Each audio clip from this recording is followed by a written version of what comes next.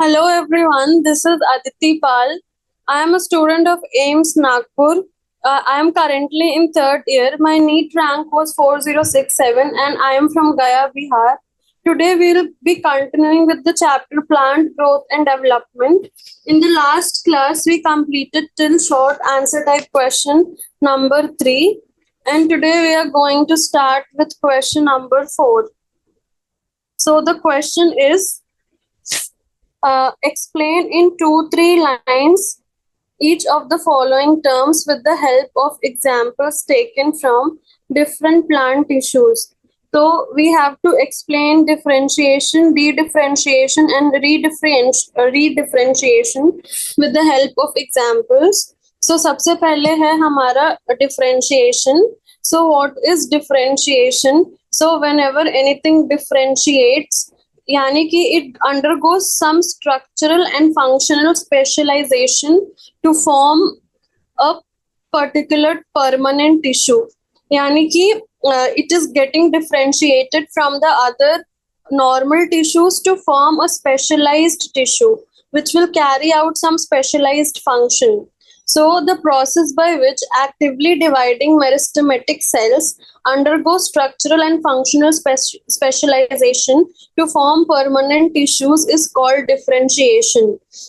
So meristematic cells to normal cells they do not carry out any particular function, but the process in which these meristematic cells they will undergo a structural and functional specialization to form a particular cell.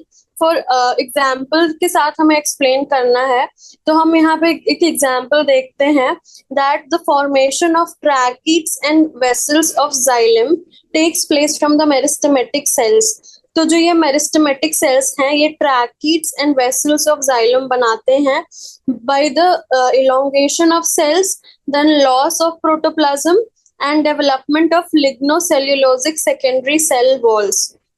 तो पहले sales का elongation होता है, फिर उनके protoplasm का loss होता है.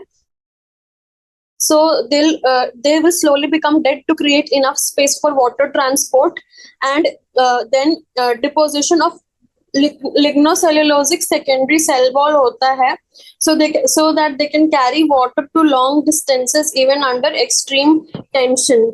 यानी कि जो मेरिस्टेमेटिक सेल्स थे they developed into tracheids and vessels of xylem, and this xylem has a specialized function of transport of water. And meristematic cells का कोई भी मेरिस्टेमेटिक टिश्यू का कोई भी स्पेसिफिक फंक्शन नहीं था, but they differentiated to form tracheids and vessels of xylem which has a specific function that is transport of water. So इसे हम कहते हैं differentiation. Then we come to the second term, de-differentiation. So एक बार जब ये meristematic tissue differentiate हो जाती है, then उसके बाद वो फर्दर डिवाइड नहीं करती, they lose their ability to divide. But अगर if they regain the ability to divide again, then it is called de-differentiation. And इसका example हम देखते हैं कि when the medullary rays, that is strips of parenchyma cells adjacent to intrafascicular cambium become meristematic. यानी कि जो medullary rays हैं वो डिफरेंशिएटेड टिश्यू है, बट अगर वो डिवाइड करना शुरू कर दे then it is this is called dedifferentiation. And इसके वजह से बनता है हमारा इंटरफैसिकुलर कैम्बियम.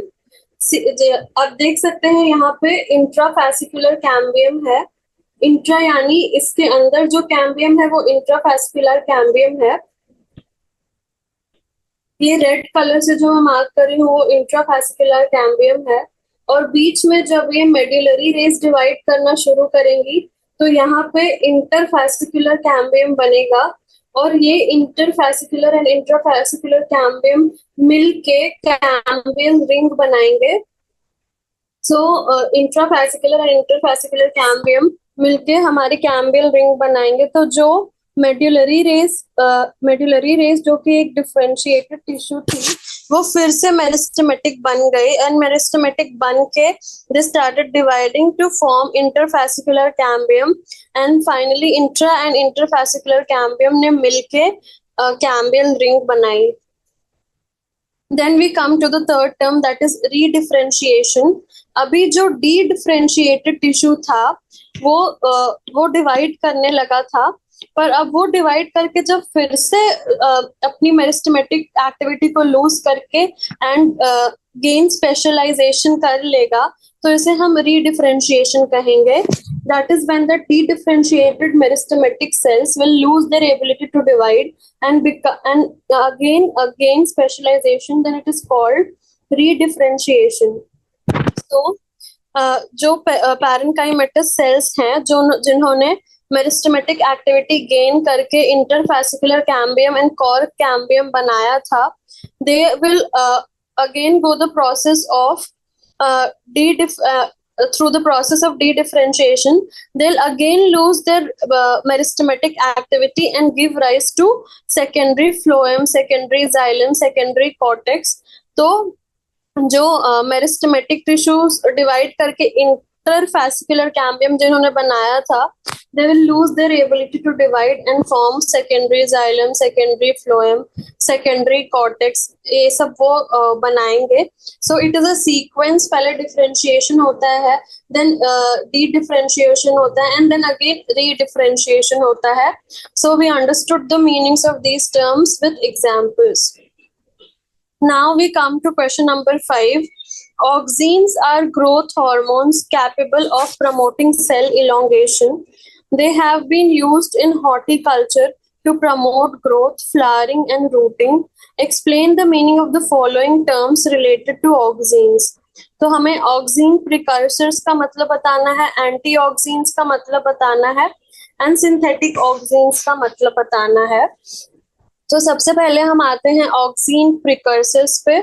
तो ऑक्सीन जो है, it is an important plant phytohormone required for the growth and development of every plant in its life. तो ऑक्सीन का क्या क्या फॉर्म्स होते हैं? तो सबसे पहले होता है ऑक्सीन प्रीकर्सर. तो precursor is any substance which comes before the hormone, यानी कि precursors are the raw materials that will be required to initiate the synthesis of auxin. Required to initiate the synthesis of auxins, which is indole acetic acid, adenine compounds and derivatives of carotenoids. तो जो indole acetic acid है वो एक precursor of auxin है, and indole acetic acid is itself synthesised from tryptophan. Then adenine compounds and derivatives of carotenoids, ये भी precursors of auxins हैं, यानी कि ये raw materials है जिनसे auxin synthesize हो सकता है. So we saw that indole acetic acid, adenine compounds and carotenoids will be required for the synthesis of auxins. Then we come to antioxins. Antiauxins, anti किसी भी वर्ड के आगे लगाने के का मतलब होता है एंटागोनिस्टिक. सो जो भी इनहिबिट करेगा एक्शन ऑफ ऑक्सीन्स उन्हें हम एंटीऑक्सीन्स बोलेंगे. For example PCIB, para chlorophenoxy isobutyric acid, and TIBA. So para-chlorophenoxy isobutyric acid and TIBA are antioxins. They inhibit the action of auxins. Then we come to synthetic auxins. Synthetic auxins ऐसे auxins हैं which are synthesized artificially by man.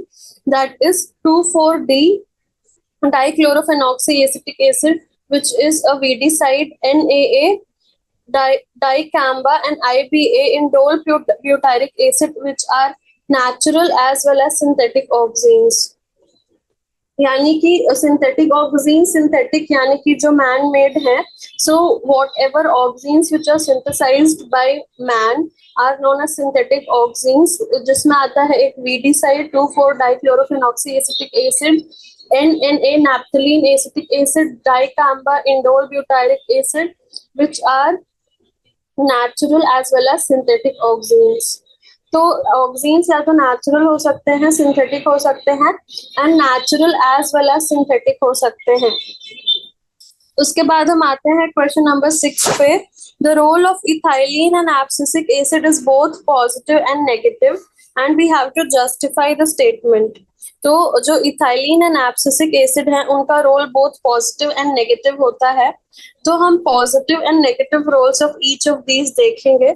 तो जो positive role of ethylene है, वो ethylene जो है वो क्या कराता है, दे it includes horizontal growth of seedlings, swelling of axis and apical hook formation in dicot seedlings, and ethylene also breaks seed and bud dormancy and initiates germination in peanut seeds and causes sprouting of potato tubers.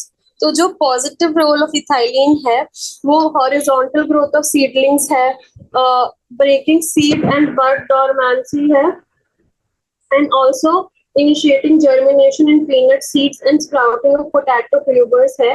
जबकि जो negative roles of ethylene है, they are promoting senescence and abscission of plant organs, यानी कि वो plant organs के senescence को promote करता है, which causes falling of plant organs, especially of leaves and flowers. Then comes abscisic acid.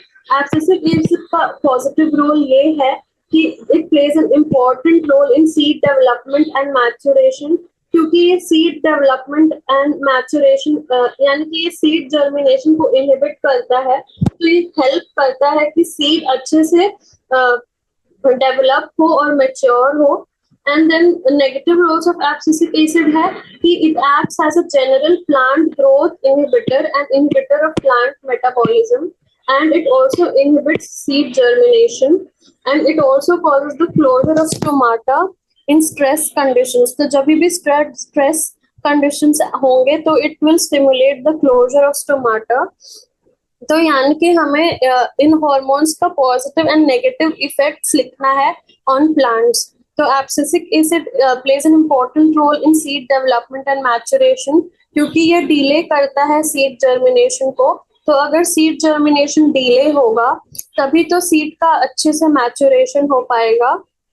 So this abscisic acid acts as a general plant growth inhibitor, also an inhibitor of plant metabolism, and we also know कि in stress conditions में जो abscisic acid है it will cause the closure of stomata. Then we come to question number 7. While experimentation, why do you think it is difficult to assign any effect seen to any single hormone? तो हम ये question कह रहा है कि हम एक hormone को एक सिंगल इफेक्ट नहीं दे सकते। तो ऐसा क्यों है? तो जो हार्मोन्स है दे कैन एक्ट सिनर्जिस्टिकली और antagonistically, causing a particular physiological effect on the plant. तो या तो ये सिनर्जिस्टिक हो सकते हैं किसी हार्मोन के साथ, या एंटागोनिस्टिक हो सकते हैं किसी हार्मोन के साथ, and they will cause a particular physiological effect. यानी कि ये कभी भी अकेले कुछ नहीं करवा रहे हैं, या तो किसी हार्मोन के साथ में करवा रहे हैं या किसी हार्मोन के ऑपोजिट एक्ट करके कुछ करा रहे हैं, या तो साथ मिलके कर रहे हैं किसी हार्मोन के, या तो पर कभी भी एक हार्मोन का एक पर्टिकुलर इफेक्ट नहीं हो सकता। So synergistic effect, when two or more hormones together produce an effect which is more than the individual effect of the hormone, it is called synergistic effect. For example, ethylene and auxine have synergistic effects on flowering, and auxine acts synergistically with cytokinin to control the shoot stem cell niche. यानी कि जो ethylene and auxine है they both are contributing to flowering. तो हम ऐसा नहीं कह सकते कि सिर्फ ethylene causes flowering in plants and auxine does not cause. तो एक particular effect हम एक हार्मोन को कभी भी नहीं दे सकते. Many hormones will act synergistically or some hormones may be antagonistic to that effect. So antagonistic effect मतलब कि when hormones act on the same plant part but with opposite effects, they are called antagonistic hormones. हमने 1000 बार पढ़ लिया है अभी तक कि auxine promotes apical dominance whereas cytokinins inhibit apical dominance. Gibberellins break seed dormancy whereas abscisic acid induces seed dormancy.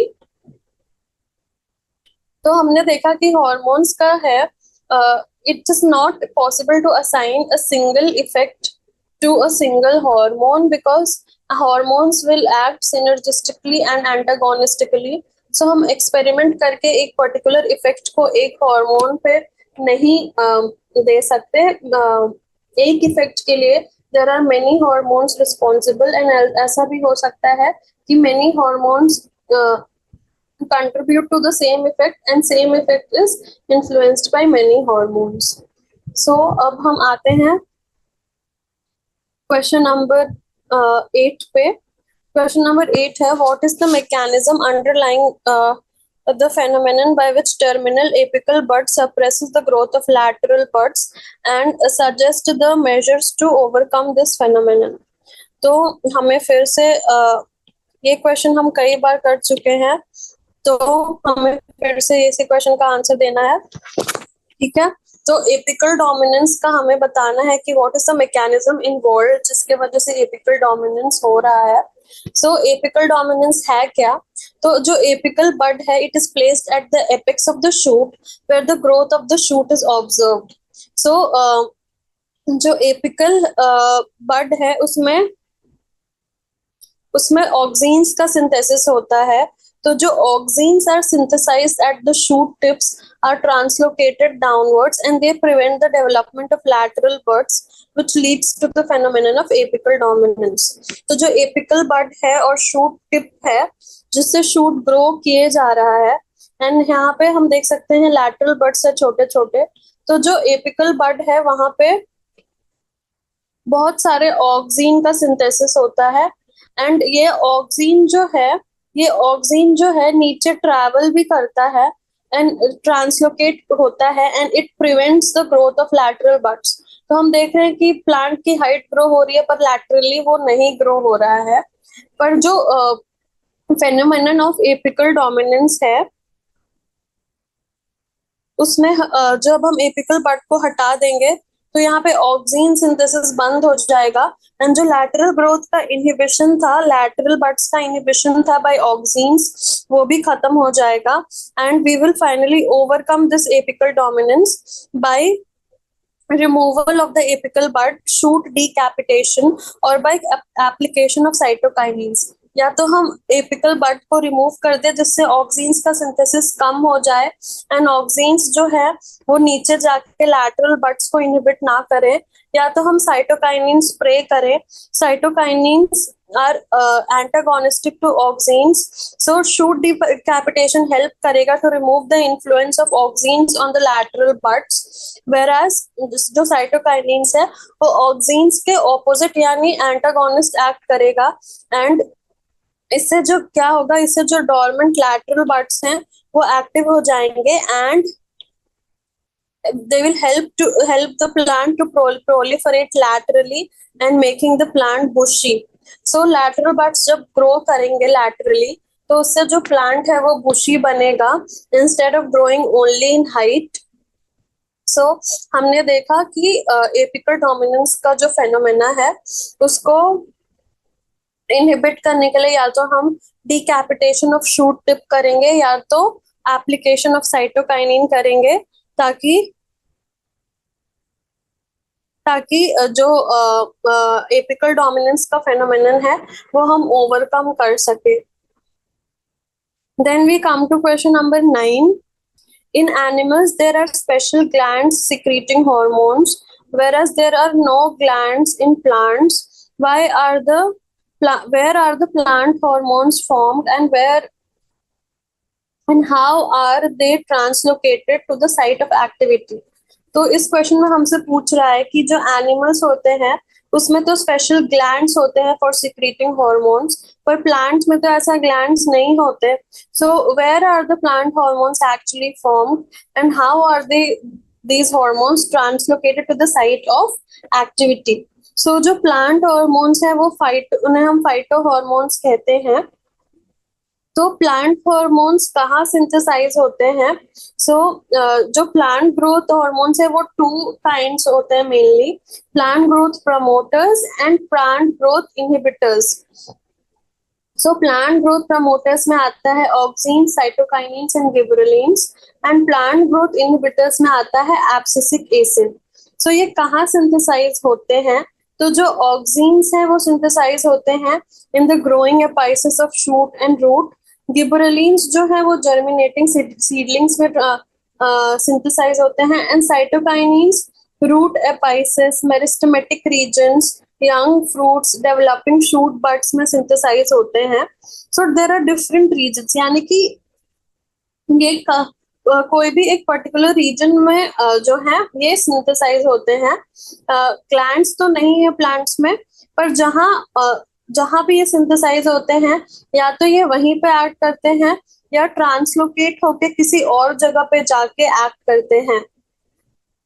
सो हम हमने देखा कि ये डिफरेंट प्लेसेस पे सिंथेसाइज होते हैं एंड डिफरेंट प्लेसेस पे सिंथेसाइज होके they are translocated by the help of through the vascular system. जो प्लांट्स में जो वैस्कुलर सिस्टम होता है, जाइलम एंड फ्लोएम, उसके हेल्प से ये जो ग्रोथ रेगुलेटर्स या हॉर्मोन्स हैं ये ट्रांसफर हो जाते हैं, ट्रांसलोकेट हो जाते हैं to different places in the plant.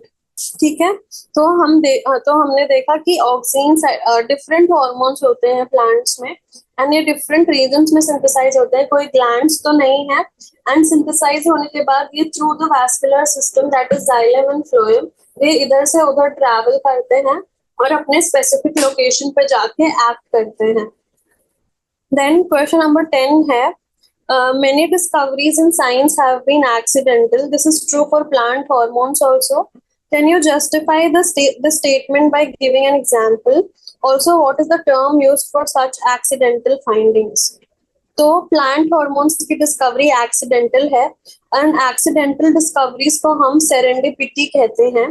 And अभी हम थ्रू एग्जांपल्स देखेंगे कि एक्सीडेंटल फाइंडिंग्स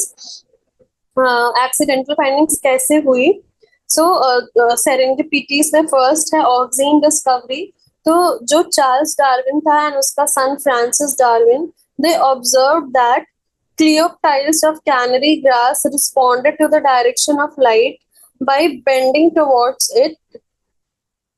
And उसके बाद जो W went है उन्होंने परफॉर्म किया this experiment using oak plant which led to the discovery of chemical responsible for bending plants to auxine. तो जो टिप होती है of Cleoptile of canary grass, they'll bend towards the direction of light. और जब हम tip को हटा देते हैं तो ये बेंड नहीं करती है टुवर्ड्स लाइट। अगर हम टिप पे ओपेक कवर लगा देते हैं तो भी ये बेंड नहीं करती है, पर अगर टिप पे ट्रांसपेरेंट कैप लगाते हैं तो ये बेंड करती है। यानी कि टिप में कोई हार्मोन तो सिंथेसाइज हो रहा है that responds to light and makes the plant bend towards the direction of light. तो ये हार्मोन होता है हमारा ऑक्सीन। और ये एक्सपेरिमेंट को ऑब्जर्व करके बाय मिस्टेक ऑक्सीन्स का बाय मिस्टेक या एक्सपेरिमेंटली बाय एक्सीडेंट ऑक्सीन्स की डिस्कवरी हुई। देन गिबरेलिन डिस्कवरी कैसे बाय ई कुरोसावा हुई थी। एंड जो गिबरेला फ्यूजिफेरोई जो फंगस है जो फूलिश सीडलिंग डिजीज करवाती है इन राइस की, उन्होंने नोटिस किया ई कुरोसावा ने कि the seedlings become infected and infected होने के वजह से जो फंगस जो एक हार्मोन रिलीज करता है उसी के वजह से the seedlings grow so much which is known as the foolish seedling disease. and इतना ग्रो करने के वजह से ही due to excessive increase in height इनकी डेथ हो जाती है। सो इसे हम फुलिश सीडलिंग डिजीज कहते हैं। एंड इस एक्सपेरिमेंट के वजह से जो हमारा हार्मोन है गिबरेलिक एसिड वो एक्सीडेंटली डिस्कवर हुआ था। Then we come to question number 11. To get a carpet like grass lawns are mowed regularly. Is there any scientific explanation for this? हाँ, तो रेगुलर मोइंग का क्या सिग्निफिकेंस है for getting a carpet like grass field? तो regular moving से क्या होता है कि जो एपेक्स है वो कट हो जाती है। तो एपिकल पोर्शन ऑफ द जो ग्रास प्लांट है वो कट हो जाता है, एंड एपिकल पोर्शन के कट होने की वजह से हमें पता है कि लैटरल ब्रांचेस फास्टर ग्रो करने लगते हैं, क्योंकि एपाइसिस में जो है हमारा ऑक्सीन हार्मोन होता है, एंड ऑक्सीन हार्मोन जो है, ऑक्सीन हार्मोन की वजह से there is inhibition of lateral growth of lateral buds, and also there is a phenomenon of apical dominance. So हम अगर रेगुलरली मूव करेंगे तो जो ये एपिसेस हैं वो कट हो जाएंगी, एंड एपिसेस के कट होने के वजह से जो ऑक्सीन यहाँ पे सिंथेसाइज हो रहा था वो नहीं होगा सिंथेसाइज, एंड वो नीचे ट्रांसलोकेट होके द लैटरल बड्स को इनहिबिट नहीं करेगा, एंड लैटरल बड्स अच्छे से ग्रो करेंगे, एंड उसके वजह से हमें कारपेट लाइक लॉन मिलेगा instead of very tall grasses. तो हमें रेगुलर मोइंग करनी चाहिए in grass of these grass lawns to get a carpet like grass field. So हमें जब भी कारपेट लाइक चाहिए तो हम पहले ग्रास को प्लांट करके एंड उसकी रेगुलर मोइंग करते हैं, and yes there is a scientific explanation to this, that is overcoming the phenomenon of apical dominance. Then we come to question number 12. In a slide showing different types of cells, can you identify which type of cell the cell may be meristematic and the one which is incapable of dividing, and how? तो हाँ, हम differentiate कर सकते हैं in meristematic tissue cells and the cells which are incapable of dividing. तो हम कैसे differentiate करेंगे? तो हम उनके कैरेक्टर्स के बेस पे उन्हें डिफरेंशिएट करेंगे। जो मेरिस्टेमेटिक सेल्स होंगी, they will have a thin cellulosic wall, and they'll have dense cytoplasm with a large nucleus, and they will have a large number of connections in between them. And we can also see mitosis in various stages in these cells. Cell division hota rahega, and chromosomes of cells replicate and divide into two homologous chromatids. जो meristematic cells होंगे उनके तो पहले तो thin cellulosic walls होंगे, and they'll have dense cytoplasm with a large nucleus. They will also have a number of plasmodesmatal plasmodesmal connections in between them, and cell divisions can be easily observed in these cells. And also क्या हुआ? Chromosomes of cells replicate and divide into homologous chromatids. So these features के वजह से जो meristematic cells हैं उनमें जो growth है वो भी बहुत ज्यादा होती है, बिकॉज दे कीप डिवाइडिंग। वेराज जो सेल्स होते हैं, जो डेड सेल्स होते हैं, उनकी क्या कैरेक्टरिस्टिक्स होती हैं? They will have a particular size, shape, and they will also be having thickened cell walls, and they will also undergo structural and physiological differentiation, यानी कि they lose the ability to divide and they get specialized and they perform only a particular function, and they'll form different types of cells which are the epidermis, cortex, and vascular tissues.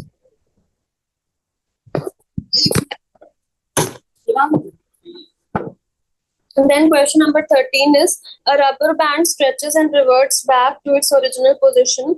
Bubble gum stretches but it would not return to its original position. Is there any difference between the two processes? Discuss it with respect to plant growth, elasticity and plasticity.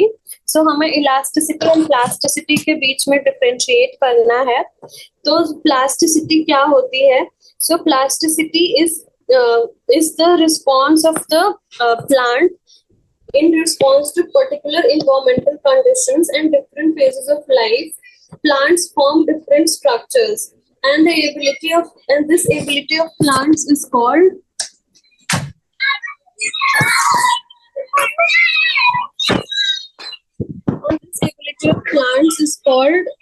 plasticity.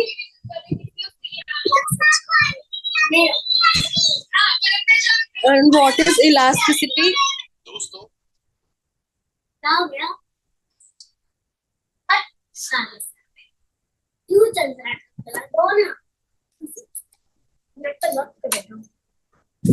whereas elasticity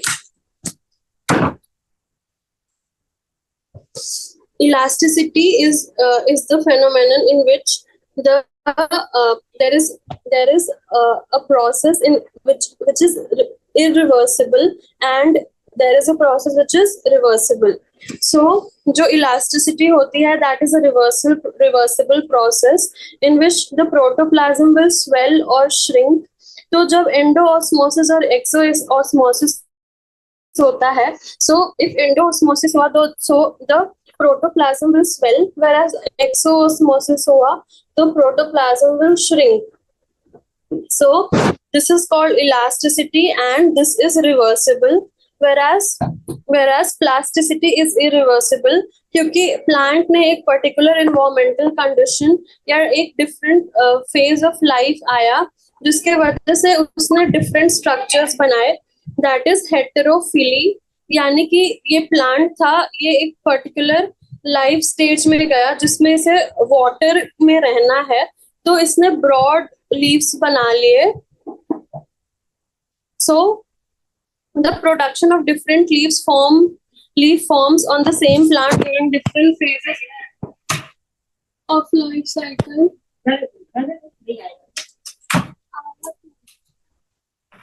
Called heterophyly.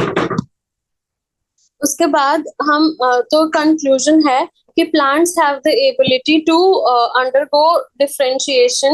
तो या तो वो कुछ ऐसा process कर सकते हैं जो कि रिवर्सिबल है, जैसे एंडोस्मोसिस एंड एक्सोस्मोसिस, या तो ऐसा प्रोसेस कर सकते हैं जो इरिवर्सिबल है, that is plasticity, and that is because of environmental changes. Environmental changes की वजह से लीफ का स्ट्रक्चर्स चेंज हो सकता है.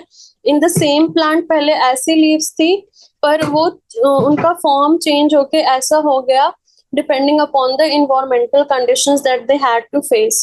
Then question number 14, label the diagram. This is which part of a dicotyledonous plant, and if we remove part 1 from the plant, what will happen? So हमें label करना है पहले तो. So ये dicotyledonous plant में ये जो पार्ट है हमारा है shoot apical meristem, ये, and these are the leaf primordias. So ये dicotyledonous plant जो है, it represents the shoot apical meristem of a dicotyledonous plant. And अगर हम पार्ट 1 को रिमूव करते हैं, so removal of shoot apical meristem will cause the growth of lateral buds. This is called overcoming the phenomenon of apical dominance. ये हमने पहले भी बहुत बार देखा है कि अगर हम शूट एपिकल मेरिस्टम को हटा देंगे, so the auxins which are being synthesised here वो खत्म हो जाएंगे, and because of auxins only there is inhibition of growth of lateral buds, and also ये ट्रांसलोकेट करके लैटरल बड्स के ग्रोथ को इनहिबिट नहीं करेंगे जो ऑक्सीन्स इस शूट एपिकल मेरिस्टम में सिंथेसाइज हो रहे हैं. सो इससे हमें पता चलता है कि removing of shoot apical meristem will result in growth of lateral buds. Then हम आते हैं क्वेश्चन नंबर 15 पे. सो क्वेश्चन नंबर 15 है, both animals and plants grow. Why do we say that growth and differentiation in plants is open and not so in animals? Does this statement hold true for sponges also? So हम कहते हैं कि both animals and plants grow, but जो plants में growth होती है that is open, यानी कि plants की जो growth होती है वो indeterminate होती है, that is cells can divide and enlarge continuously for lifetime, and growth is open, यानी कि growth हमेशा होते रहती है, which is due to the presence of meristematic cells which keep dividing and growing throughout the life. So जहाँ भी meristematic zones होते हैं, they keep growing throughout the life and they cause the growth of plants indeterminately. So Plant growth is in a modular fashion longitudinally, laterally and in girth. तो जो plants में growth होती है वो indeterminate होती है, that occurs throughout the life, and it occurs throughout the life, and ये possible है because of meristematic tissues which grow throughout the life, and जो meristematic zones हैं उनकी growth is never complete, and that is why open ended tips और apices होते हैं in plants, जबकि in animals जो growth होती है that is determinate, that is the growth will be till a finite period and they'll mature and stop growing externally, and cell division is distributed throughout cells which keep dividing and the body of the organism to replace old and damaged cells. जो जैसे कि जो plants होते हैं उनमें localised areas होते हैं जिन्हें हम मेरिस्टेमेटिक जोन्स कहते हैं, पर एनिमल्स में ऐसे लोकलाइज्ड एरियाज नहीं होते हैं. एनिमल्स में कुछ सेल्स होते हैं, सेल डिवीजन, मतलब यानी कि वो cells that are distributed throughout the body and they will keep on replacing old and damaged cells rather than being localized in specific regions. यानी कि हमारे पूरे बॉडी में कुछ ऐसे सेल्स हैं जो throughout the body distributed हैं and they'll divide and replace the old and damaged cells, jabki plants mein there are localized regions which are called the meristematic zones and wahin pe division hota hai. So after a specific time period, that is embryonic, the growth rate is reduced in juvenile phase and ceases in maturity. So in जो animals में after a specific time period, that is embryonic, different time periods होते हैं in animals, that embryonic, juvenile and then maturity, यानी कि mature होने के बाद and then old age आती है. So growth is not indeterminate, it is determinate. ये पहले एम्ब्रियोनिक पीरियड में होती है, फिर जुवेनाइल फेज में भी होती है, फिर धीरे धीरे ग्रोथ रेट कम होती है, मैच्योरिटी में ग्रोथ बंद हो जाती है, but there is replacement of old and damage cells till the cells are able to divide, and finally जब ओल्ड एज में मैन की डेथ हो जाती है. तो sponges are exceptions to this, क्योंकि स्पॉन्जेस में ओपन ग्रोथ होती है. Every cell of their body can give rise to an individual and their growth and differentiation is continuous in their life. तो स्पॉन्जेस एक एक्सेप्शन है because their growth and differentiation is continuous in their life cycle and they show open growth, as every cell of their body can give rise to an individual and their growth and differentiation is continuous in their life. Now we come to question number 16. Define parthenocarpy and name the plant hormone used to induce parthenocarpy. So what is parthenocarpy? So parthenocarpy involves the development of fruits without fertilization. तो हमें पता है कि fruits and seeds are formed after double fertilization. So अगर there is development of fruits without fertilization, then it is known as parthenocarpy and it results in the formation of seedless fruits. तो अगर fertilization नहीं होगा तो seeds नहीं बनेंगे. So development of fruits without fertilization is known as parthenocarpy. इससे बनता है seedless tomato, seedless watermelon, seedless banana, etc. So parthenocarpy can occur naturally also, and it can be induced by the application of certain phytohormones. So अगर हम auxins को tomatoes में induce, auxins can be used to induce parthenocarpy in tomatoes. तो हम phytohormones को use करके parthenocarpy को induce कर सकते हैं in certain plants. उसके बाद हम आते हैं फिर से सेम तरह का क्वेश्चन है. while eating watermelons all of us wish it was seedless. As a plant physiologist, can you suggest any method by which this can be achieved? So yes, seedless watermelon हम achieve कर सकते हैं again by the process of parthenocarpy. Parthenocarpy involves the formation development of fruits without fertilization. So इससे क्या होगा, seedless fruits बनेंगे. parthenocarpy के लिए हम क्या करेंगे वाटरमेलन में? सो watermelons, after double fertilization, the ovary gets converted into fruit and ovules into seeds. तो हम अगर एक suitable phytohormone देते हैं like auxin and gibberellin on the watermelon plant, so हमें fruits मिल सकते हैं without fertilization. So अगर fertilization नहीं होगा तो seeds नहीं बनेंगे, तो हमें सिर्फ fruit मिलेगा and that will be called that is known as parthenocarpy. और ये हमें मिल सकता है by spraying auxin and gibberellin on the watermelon plant, and this will help us get seedless watermelon plants. So हमें कुछ नहीं करना है, हमें बस auxin and gibberellin को spray करना है on the watermelon plant, and thus double fertilization won't occur. double fertilization नहीं होगा तो seeds नहीं बनेंगे, just fruits बनेंगे. तो इससे हमें इस डबल फर्टिलाइजेशन के प्रोसेस को स्किप करना है in order to get seedless watermelon. So question number 18 है a gardener finds some broad-leaved dicot weeds growing in his lawns. What can be done to get rid of the weeds efficiently? So weeds को हटाने के लिए हमें weedicide डालना पड़ेगा, और हमें पता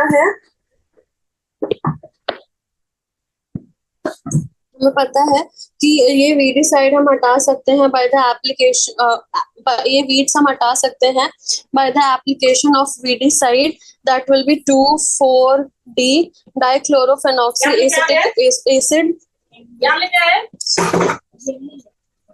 and this will help in the gardener to make the lawn weed free.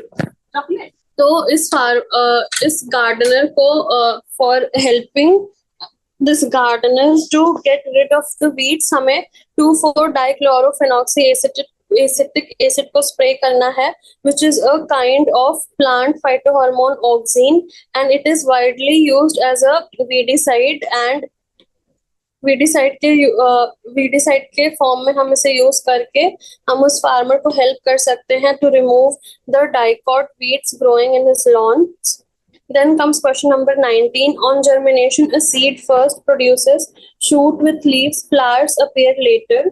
So why do you think this happens, and how is this advantageous to the plant? So जो germination में जो seed जो है पहले shoot बनाता है with leaves, then only flowers appear. ऐसा कभी नहीं होता कि seed directly germinate करके flowers बनाए. So ये क्यों होता है, and how is it advantageous? So तो जो वेजिटेटिव फेज होता है प्लांट में, that helps the plant to grow and develop, like the development of shoots, roots and leaves is called vegetative phase. So this phase occurs before the plant attains a stage of maturity, that is before their reproductive phase. To reproduce, all organisms have to reach a certain stage of growth and maturity in their life. So जो flowers है, they are the reproductive organs. So reproductive maturity plant gain करने से पहले उसे एक mature stage पे आना है ताकि वो reproduce कर सके. So that is known as the vegetative phase. So vegetative phase will act as a preparatory phase in the plants before they attain sexual maturity. And during this phase, a flowering hormone called phlorogen is synthesized in the plants, which will induce flowering. So एक particular phase होगा plant में जिसमें the plant will develop its roots, shoots and leaves, and ये attain करेगा maturity before going into the reproductive phase. And इस phase के advantages हैं कि the vegetative phase will allow the plant to grow, it will allow the plant to develop, and it will allow the plant to attain maturity, and also to build resources to be utilized during the flowering period. So जो plant है वो अपने resources को utilize कर पाएगा, so that reproductive structures like flowers can be produced after the attainment of reproductive maturity. So ऐसा है कि पहले the plant needs to mature and develop its root, shoots, leaves, etc., and also synthesize the hormone phlorogen, which is required for flowering, so that then it will produce flowers, and then it will undergo fertilization, और उसके बाद के processes Till then it has to mature, grow and develop in the vegetative phase, so that the plant is able to optimize resources. Then we come to question number 20. In question number 20, the fill in the blanks, maximum growth is observed. So हमने वो growth curve देखा था, तो पहले lag phase होता है, then log phase होता है, and then finally stationary phase होता है. So maximum growth is observed in the log phase or exponential phase. ये क्वेश्चन पहले भी हम एक बार कर चुके हैं. सो आप रेफरेंस के लिए पहले वाला डायग्राम देख सकते हैं कि ये लैग फेज होता है, देन लॉग फेज होता है और फाइनली स्टेशनरी फेज होता है. Then apical dominance is due to auxins. ये तो हम हर पेज में ये क्वेश्चन है about auxins and apical dominance.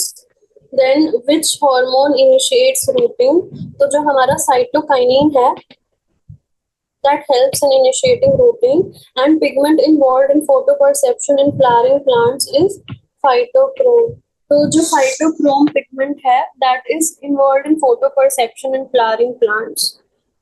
उसके बाद हम आते हैं long answer type questions पे.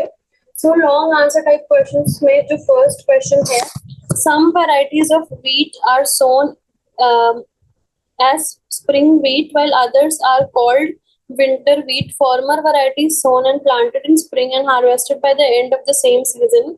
However, winter varieties, if planted in spring, fail to flower or produce mature grains within a span of a flowering season. Explain why. तो हम question के साथ साथ हम देखते हैं. तो सबसे पहला आता है हमारा टर्म स्प्रिंग व्हीट. तो what is the spring variety of wheat? तो जो स्प्रिंग वैरायटी ऑफ व्हीट है that is sown in spring and flowers in summer. तो यहाँ हम देख सकते हैं कि यहाँ इसे सो किया गया in spring and it will flower in summer. So तो ये हम देख रहे हैं कि ऑटम या विंटर सीजन में के थ्रू पास नहीं हुई ये वैरायटी, बस इसको स्प्रिंग में हमने सो किया and it will flower in summer. जबकि जो विंटर वैरायटी है उसे हमने ऑटम में प्लांट सो किया and it will go through winter season and then again spring and it will flower in the next summer. ठीक है, तो नेक्स्ट समर में इसकी फ्लावरिंग होगी एंड इसे हमने ऑटम में सो किया. तो हम ये देख सकते हैं कि ये एक विंटर पीरियड के थ्रू जा रही है. ये वैरायटी ऑफ व्हीट जो है विंटर के थ्रू जा रही है. सो व्हाट तो हमने देख लिया spring variety and winter wheat variety में क्या डिफरेंस है. Now we come to the term vernalization. तो वर्नलाइजेशन क्या होती है? Vernalization is the process of accelerating the flowering quantitatively or qualitatively in plants by exposing them to cold temperatures, and the low temperature helps to attain vegetative maturity before they produce flowers. So this prevents, तो जो cold temperature है that will help the plant to attain vegetative maturity and इससे precautious reproductive development नहीं होगा and plants mature होंगे and mature होने के बाद ही they'll flower. So ये winter varieties जो हैं उन्हें एक particular period of low temperature चाहिए जिसे हम कहते हैं vernalization, and जब तक इन्हें ये particular period of low temperature नहीं मिलेगा तब तक ये वेजिटेटिव मैच्योरिटी को अटेन नहीं करेंगी. एंड अगर वेजिटेटिव मैच्योरिटी को अटेन नहीं किया तब ये फ्लावर नहीं करेंगी. तो इसमें हमें दिया है कि अगर आप विंटर वैरायटी को अगर आप स्प्रिंग में सो करेंगे then they will fail to flower और प्रोड्यूस मैच्योर ग्रेन्स. तो जो विंटर वैरायटीज हैं उन्हें तो कोल्ड ट्रीटमेंट चाहिए ही to attain vegetative maturity before reproduction. So अगर आप winter varieties को spring में plant कर देंगे so they'll fail to flower or produce mature grains within a span of a flowering season as they are not exposed to low temperature during winters which are essential for flowering. तो flowering के लिए essential होता है low temperature. Winter variety को low temperature के exposure के through जाना ही पड़ेगा if they want to attain sexual maturity. Sorry vegetative maturity, and उसके बाद ही वो फ्लावर्स बियर कर सकता है.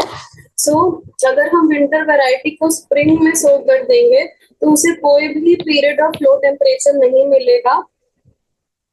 तो हमें समझ आया कि there is a spring variety and there is a winter variety. Spring variety is sown in spring and harvested in summer, while the winter variety is sowed in autumn and it needs a period of low temperature in the winter in order to attain vegetative maturity, and उसके बाद ही वो flowers bear करेगा, and flowers bear करने के बाद ही उसमें जो रिप्रोडक्शन होगा, and then only it will undergo flowering. तो इसीलिए the phenomenon of vernalization comes into place कि जब आपने विंटर वैरायटी को आपने स्प्रिंग में प्लांट कर दिया अगर, तो उसे required periods of expose to low temperature नहीं मिलेगा. It will not be exposed to low temperature and thus it will fail to attain vegetative maturity. And अगर vegetative maturity नहीं मिली तो ये flowering नहीं होगी in the spring variety. Now we come to question number 2. It is known that some varieties of wheat are sown in autumn but are harvested around next mid-summer. What could be the probable reason for this? तो हमने इसके पहले question में देखा कि क्यों हम कुछ वेराइटीज ऑफ व्हीट को ऑटम में सो करते हैं पर उन्हें हार्वेस्ट करते हैं around next mid summer, because these varieties of wheat are called winter variety of wheat. So जो annual winter wheat plants होते हैं, they take 1 year full growing season for the completion of their vegetative growth period and then initiate flowers and fruits. This is because after they form seedlings in autumn, they receive low temperatures throughout the winter, which enables them to reach vegetative maturity. They resume growth in spring and bear flowers and grains towards midsummer. तो जो annual winter wheat plants होते हैं, they take 1 year full of growing season तो for their vegetative growth period and then they initiate flowers and fruits, because this is because after they form seedlings in autumn में तो seedlings बन गई, they'll receive a low temperature throughout winter that will help them. ये जो low temperature है ये उन seedlings को हेल्प करेगा to attain vegetative maturity, and vegetative maturity attain करने के बाद they'll resume their growth in summer, and they'll resume their growth in the spring, and resumption of growth के बाद only they'll bear flowers and grains towards midsummer in the next year. तो अगर हमने इस साल ऑटम में weeds के seeds को सो किया तो सीडलिंग्स ऑटम में डेवलप हो जाएगी, थ्रू आउट द विंटर ये लो टेम्परेचर्स को रिसीव करेगी. देन स्प्रिंग में जो है they'll resume their growth and they'll start bearing flowers and fruits towards midsummer in the next year. So 1 year full पूरा लगेगा इस विंटर वैरायटी ऑफ व्हीट को ग्रो करने के लिए. So what is the term used for this promotion of flowering under low temperature? So the chilling or cold treatment of seeds to reduce flowering is called vernalization. It is a process of shortening of the juvenile or vegetative phase and hastening the flowering by a previous cold treatment. तो हम cold treatment देके prevent करते हैं flowering को. तो इससे क्या होता है कि जो शॉर्टनिंग हो जाती है जुवेनाइल और वेजिटेटिव फेज, यानी कि इस कोल्ड ट्रीटमेंट की वजह से जो फ्लावरिंग है वो रिड्यूस हो जाती है, एंड फ्लावरिंग तभी होती है जब वेजिटेटिव फेज पूरा हो जाता है, एंड वेजिटेटिव फेज को जल्दी पूरा करने के लिए हम एक कोल्ड ट्रीटमेंट देते हैं, that is called vernalization. The stimulus of vernalization is perceived only by the meristematic cells, that is shoot tip, embryo tip, root apex, developing leaves, etc. और हम which plant hormone can replace the cold treatment, तो हम कौन से plant hormone को use कर सकते हैं to replace the cold treatment. तो गिबरेलिक एसिड या गिबरेलिन अगर हम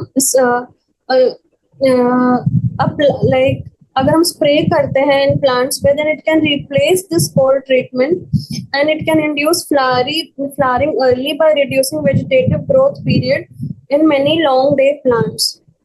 सो वर्नलाइजेशन एक कोल्ड ट्रीटमेंट है या कोल्ड एटमोस्फेयर हम सीडलिंग्स को प्रोवाइड करते हैं so that their vegetative maturity can be attained faster than usual and also तुरंत फ्लावरिंग नहीं होगी जब तक वेजिटेटिव मैच्योरिटी अटेन नहीं होगी and they will resume their growth in the spring and they will finally start to flower and produce fruits by the midsummer next year. Then we come to question number 3. Name a hormone which is gaseous in nature, is responsible for phototropism, induces femaleness in flowers of cucumber, is used for killing weeds in dicots and induces flowering in long day plants. So हमने बार बार पढ़ा है कि which hormone is gaseous in nature में होगा। Ethylene is the hormone which is gaseous in nature and ethylene का काम क्या है? It हैसेंस the ripening of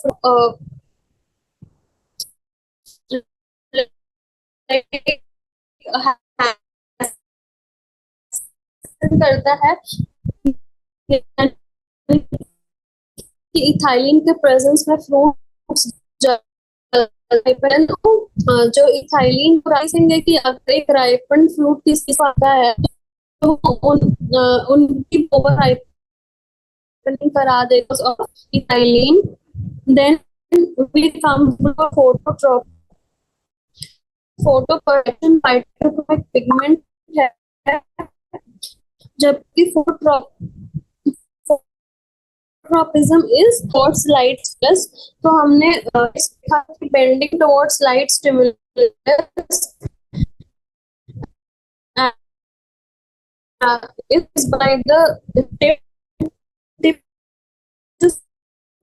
that is auxins.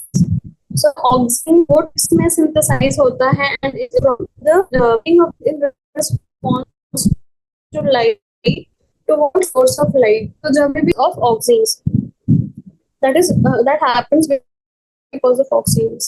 So now it induces femaleness in flowers of cucumber. तो मैंने आपको बोला था कि एक लाइन याद रखने की ethylene causes the formation of female flowers. So cucumber में female flowers के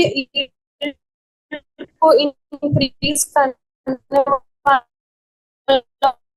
hormone भी होगा इथाइलिन फेमिनाइजिंग इफेक्ट एंड एक्स्ट्रा भी इंक्रीज करनी है।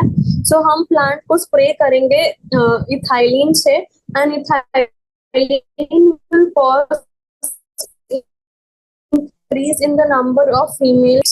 तो हमने देखा था कि ऑक्सीन्स में से 2,4-D डाइक्लोरोफेनॉक्सी एसिटिक एसिड एक ऐसा सिंथेटिक ऑक्सीन है जो कि एक पोटेंशियल हर्बिसाइड एंड वीडिसाइड है।